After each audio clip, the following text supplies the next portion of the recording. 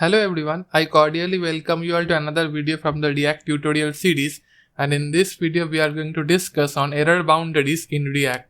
So without any delay, let's get started. So what are error boundaries in React?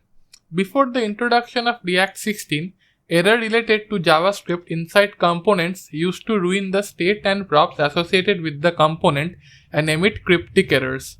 This led to poor user experience.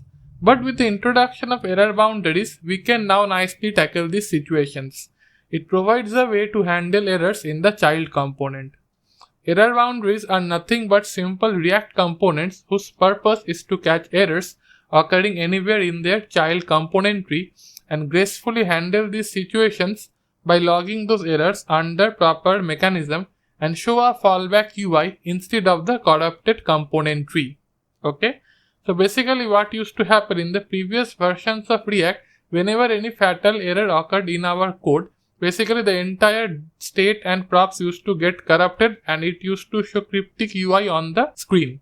But what happened after the introduction of React 16, we got a concept of error boundaries. This basically enabled us to handle the errors in our code more aesthetically. Okay? A class component becomes an error boundary if it implements either or both of the lifecycle methods, static method get derived state from error and component did catch.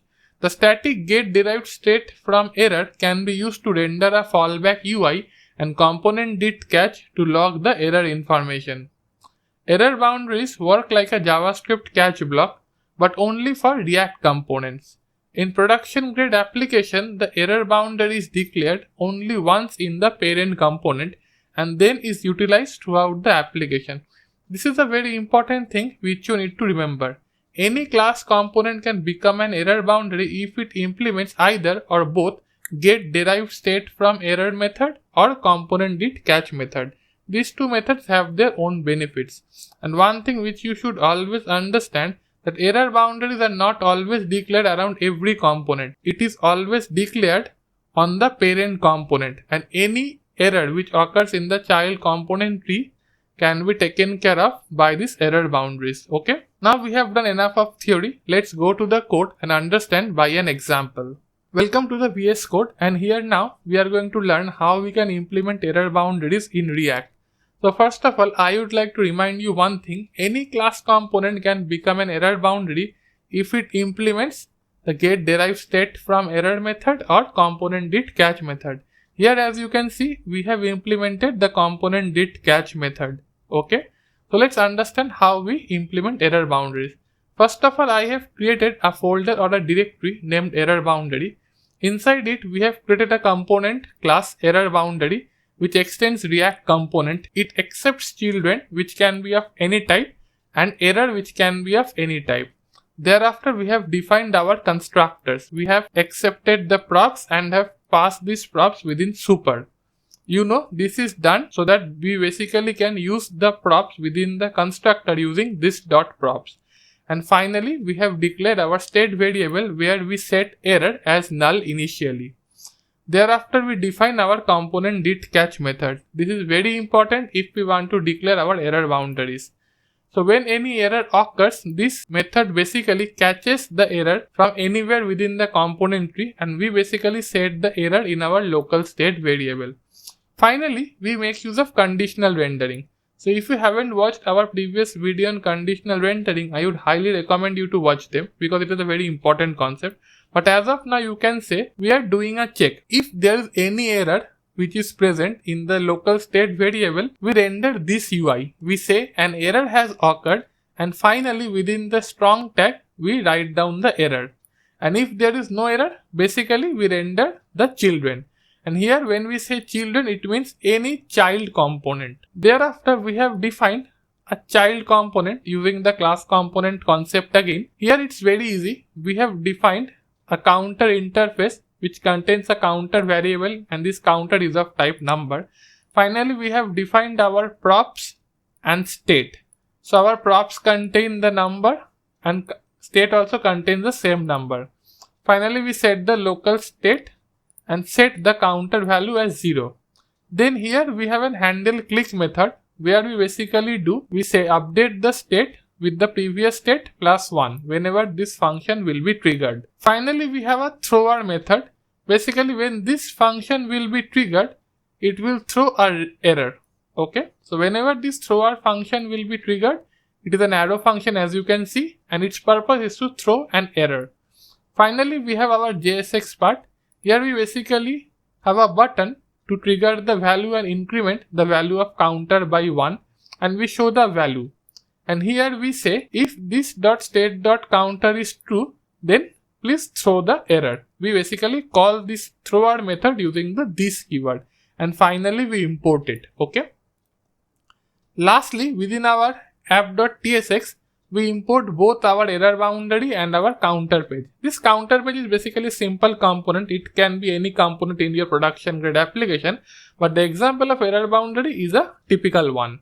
So basically within our app component, we covered this counter page component using our error boundary. That is, we write the counter page component within our error boundary tags. And this is basically why in error boundary component we have written children any, and here now this children will basically mean this counter page component. Okay, and we have counter set to 0.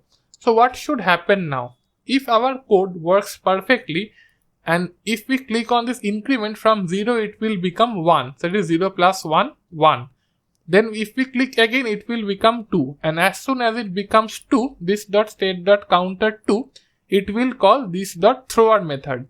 And this .thrower method will throw an error on the UI. Now, as in React 16, we have the concept of error boundaries. What will happen? It will not basically make our UI look dingy. Rather, this component did catch method in the error boundary will catch the error and basically set it to our local error state variable. And finally, what we will get to see is basically this UI where it will say an error has occurred and it will show the error on the UI. Okay. And if there is no error, it will generally render the child component. Okay. So let's run our code and see if it's working. So first of all, we will go to the terminal and open it. And how do we run a React application? We do it simply by npm start. So our application is gonna start. Let's wait for some time.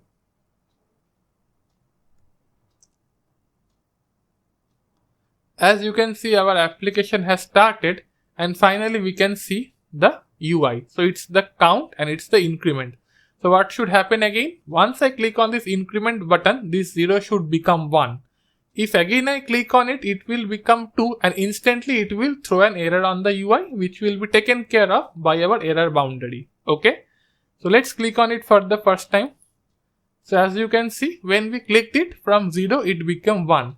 Again, if we click, it will become 2 and then render the error boundary on the UI. Basically, what will happen, as soon as it will become 2, it will throw an error, and our component did catch method within our error boundary will catch that error and will display it on the UI. So see, an error has occurred and the error is fatal error. Basically, this is the same thing which we have written within our JSX in our error boundary component. Okay. So basically this error boundary helps us to catch the errors in our child component tree, and this is very useful in case you have any fatal failures in your production grade React application. Okay. And generally remember one thing, we don't say error boundary component, we basically say it as error boundary only. Here, just for your better understanding, I am saying error boundary component just to tell you that error boundaries are nothing but basically React components which implements just few special methods. Okay. So I hope this concept is clear with you. Let's go to our slide. So there are few points to note which you should remember.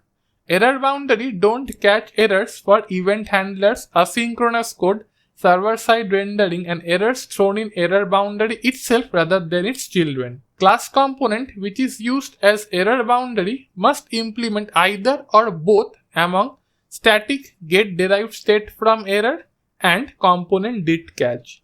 Last but not the least, in case any error thrown is not caught by error boundary, will lead to unmounting of the whole React component tree.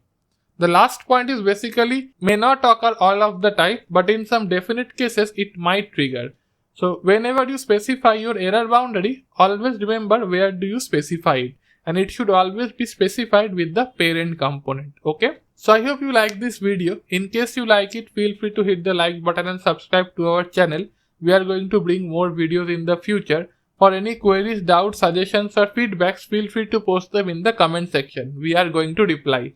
So thank you for now. See you in the next video. Bye.